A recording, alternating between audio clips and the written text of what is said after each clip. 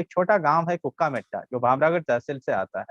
मैं माड़िया गोंड इन जनजातियों के बीच में पला बड़ा हुआ हूँ। सांस्कृतिक दृष्टया मैं अपने आप को जनजाति ही मानता हूँ। माड़िया और गोंडी भाषाएं मैं बोलता हूँ, वही भाषाएं बोलता हूँ, मैं बड़ा हुआ हूँ। इसलिए जनजाति समाज से और जनजाति प्रदेश से मैं वाकई मतलब बहुत ज्यादा परिचित हूँ।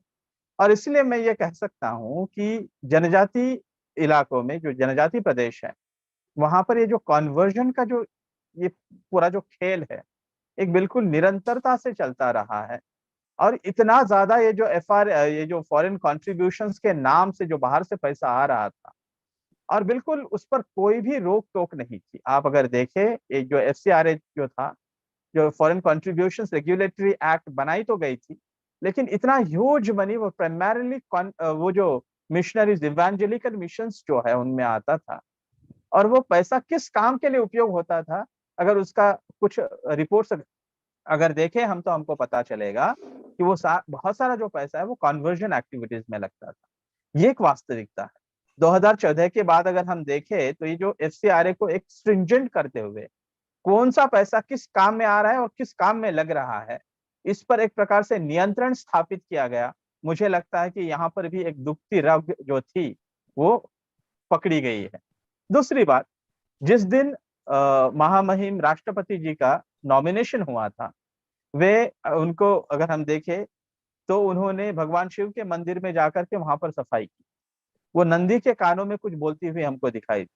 भगवान जगन्नाथ के मंदिर में जाकर पूजा अर्चना करते हुए दिखाई दी। तो ये जो सनातन धर्म से, जो हम मैंने पहले भी कहा था कि हारे जीते संघर्षों में साथ लड़े बलिदान हुए, काल चक्र की मजबूरी में निष्ठे नाते बिखर गए, एक बड़ा परिवार हमारा पुरखे सबके हिंदू है। हम सब के जो पुरखे थे वो सब सनातनी थे। उस परंपरा का उन्होंने परिचय दिया जब उनका नॉमिनेशन हुआ। क्या यह प्रॉब्लम है? ये भी तो एक सवाल मन में उठता है कि आप एक महामहिम को इस प्रकार के शब्दों का, आप शब्दों का इस्तेमाल करते हैं। आखिर आपकी समस्या क्या है? कि ये आप जो पहले करते आ रहे थे उससे बगल देते हुए कि नई एक प्रथा, या एक नया एक जो हम कह सकते हैं कि एक माइलस्टोन एस्टैब्लिश किया जा रहा है, वो आपको पसंद नहीं आ रहा है। अच्छा, जैसे अभी कहा कि हमारे यहाँ पर आप देखिए, जनजातीय गौरव के नाम से क्या किया गया था पहले। हमारे यहाँ पर क्या होता था, विश्व मूल निवासी दिवस, world's indigenous peoples day celebrate किया जाता था, जो 9 अगस्त को सेलिब्रेट करेंगे। उसका इतिहास क्या है? 9 अगस्त का इतिहास यह है कि विश्व में जहां जहां जो मूल निवासी लोग रहते थे, ये वेस्टर्न क्रिश्चियन कंट्रीज के जो लोग वहां पर जाने के बाद, उन्होंने वहां के लोगों पर अत्यंत अत्याचार किए, उनको मारा, उनको नस्ल को खत्म करने की एक प्रकार की कोशिश की गई। द्वितीय विश्व युद्ध के बाद यूनाइटेड नेशंस के माध्यम से इन लोगों को कुछ अधिकार दिए गए, कुछ आवाज मिली, तो अपने आवाजों की बात करने लगे।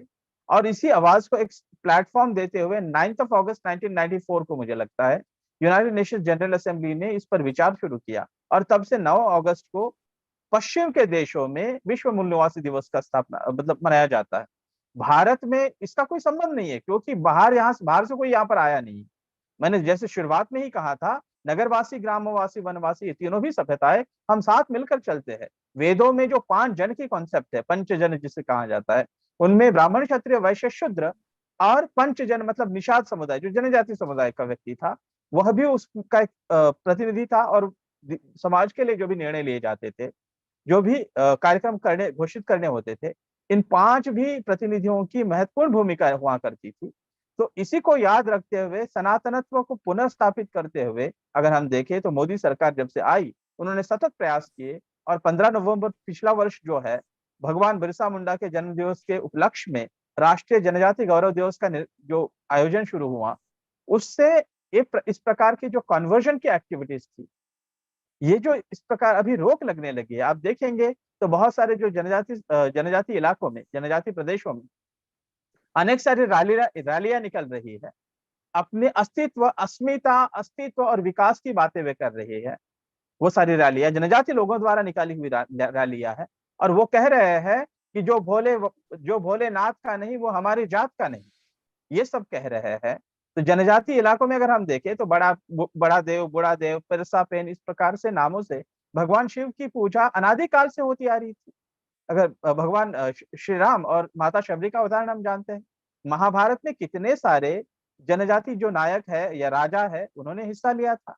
और आधुनिक समय में अगर हम देखें, महाराणा प्रताप के साथ पुंजा भील, टंट्या भील, महाराजा शिवाजी महाराज के साथ जो वहाँ के जो महादेव कोली नाम के जो जनजाति समाज के लोग थे, उनका योगदान अनन्य साधारण है, जो मध्य युग की बात है। अगर आधुनिक समय में अगर हम देखें तो भारत के विविध सारे हिस्सों में जो जनजातीय आंदोलन हुए, स्वतंत्रता स्वाधीनता संग्राम लड़े लड़े गए उनके द्वारा, तो भील आंदोलन हुआ, भील जो उसको क्या कहते हैं, विद्रोह कहते हैं, वैसे तो नहीं कहना चाहिए, उनका वो उनकी महत्वाकांक्षा थी अपनी स्वतंत्रता के लिए। तो वो जो महत्वाकांक्षा थी वो सिर्फ अपने जल जंगल जमीन को बचाने की नहीं थी, भारतीय सनातनत्व इस परंपरा को बचाने के लिए भी थी। वो कोमराम भील, जो अभी जो आरआरआर मूवी आई उसमें बताया गया है, कोमराम भीम, थलक्कल चंदू, अल्लूरी सीतारामन राजू, ऐसे कितने सारे जो है नायक जो है। अभी भगवान बिरसा मुंडा का जिक्र आया था, टंट्या भील का जिक्र आया था। तो भारत के सभी हिस्सों में जहां जहां जनजाति समाज रहा है, उन्होंने भारतीय स्वतंत्रता के लिए लड़ाई लड़ी। उनके योगदानों को अभी याद किया जा रहा है। ये भी मुझे लगता है कि अब तक जो ये लोगों ने किया नहीं था, 2014 के बाद सही दिशा में जिन लोगों को इतने लंबे समय तक इस सारे संसाधनों से या फिर राष्ट्रीयता की जो भाव है उस भाव से बाहर रखा गया था, उन्हें साथ में जोड़ करके हम नगर ग्राम वनवासी हम साथ में चल रहे हैं। शायद ये जो पहले के जो षड्यंत्र थे, अब ये षड्यंत्र अभी ढह रहे हैं। अब मैं एक अंतिम बात आपको कह दूं कि जेके बजाज जी है, उनकी रिपोर्ट पब्लिश हुई है, जनजातीय इलाकों में किस प्रकार से कन्वर्जन एक्टिविटीज और कन्वर्टेड इंडिविजुअल्स ने किस प्रकार से संसाधनों पर अपना आधिपत्य स्थापित किया, वो प्रदर्शित करने वाली उनकी रिपोर्ट उसमें किताब के रूप में भी उन्होंने पब्लिश किया। उसमें उन्होंने कहा है कि जब फ्रेश रिक्रूटमेंट होती है सिविल सर्विसेज में, सेंट्रल सिविल सर्विसेज मतलब यूपीएससी और जो स्टेट सर्विसेज है, उनमें अगर फ्रेश रिक्रूटमेंट अगर देखें तो उसमें जो गैर नॉन कन्वर्टेड इंडिविजुअल्स, जो ट्राइबल इंडिविजुअल्स है, जो धर्मांतरित नहीं है, ऐसे इंडिविजुअल्स, उनका रिप्रेजेंटेशन सफिशिएंट है, अच्छा है। लेकिन जब ये प्रमोशन की बात आती है, तो प्रमोशंस में सिर्फ जो कन्वर्टेड इंडिविजुअल्स थे, जो धर्मांतरित प्रतिनिधि थे या धर्मांतरित जो उम्मीदवार है, उन्हीं का सबसे बड़ा वहां पर उनका रिप्रेजेंटेशन दिखाई देता है।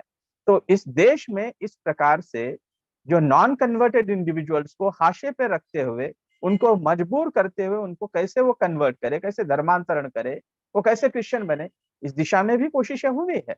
उसका प्रॉपर अगर उस रिपोर्ट का हम पढ़े तो उसका इन्फ्रेंस बड़ी सेफली हम लगा सकते हैं। तो आपने जो सवाल उठाया है महत्वपूर्ण मुद्दा है। बिल्कुल आपने विवेकानंद जी ठीक कहा। अब मतलब ये समझ में आता है कि जनजातीय क्षेत्रों में कन्वर्शन का जो खेल चलता रहा, उसमें दो तरीके की बातें आई। अगर कोई कहे कि नहीं उससे कांग्रेस को सीधे क्या मतलब है, तो उससे इनडायरेक्ट मतलब निकाला जा सकता है, लेकिन सीधे मतलब का एक खेल जो आपने कहा, और वो मैं रवि जी से भी उसका प्रश्न का उत्तर लूंगा। एफसीआर कानून में जो 2 बार अलग अलग अमेंडमेंट किए गए, उसने इस रकम का कहां इस्तेमाल होता था ये बताना अब सुनिश्चित कर दिया है, क्योंकि 20% से ज्यादा अब आप एडमिनिस्ट्रेटिव खर्चों में दिखा नहीं सकते। पहले इसकी कोई सीमा नहीं थी, यानी आप कहीं भी करते और एडमिनिस्ट्रेटिव लिख देते।